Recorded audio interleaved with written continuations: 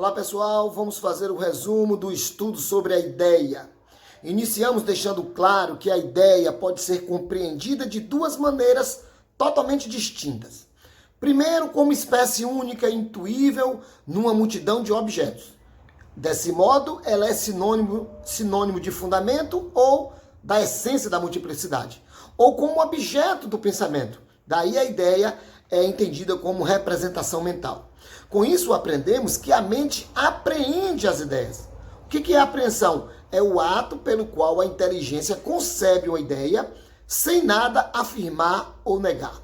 Ora, a ideia do ponto de vista lógico formal, ela é sinônimo de conceito. E o conceito pode ser concebido de dois modos. Ele pode ser objetivo, que diz respeito às coisas fora da inteligência, ou ele pode ser mental, quando diz respeito a algo que está no espírito. O objeto que existe fora da inteligência, em lógica, nós chamamos de ente real. O objeto que existe na inteligência, nós chamamos de ente de razão. Assim, vimos rapidamente a definição de sinal. É muito importante entender o sinal, porque o sinal é qualquer coisa que faz conhecer uma outra. Assim, toda ideia é um sinal, pois faz conhecer o seu objeto. O sinal nós vimos. Ele pode ser dividido de dois modos. O sinal ele pode ser instrumental ou convencional. O instrumental é formal. O convencional ele é natural. Então, chegamos ao estudo da suplência, que consiste em tomar um termo por um dos objetos que ele significa.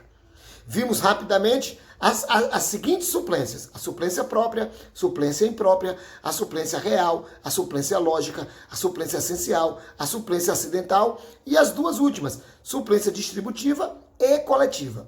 Vimos depois que a ideia pode ser considerada sob dois aspectos, o da extensão e o da compreensão. A extensão, em geral, remete ao conjunto dos sujeitos que a ideia convém.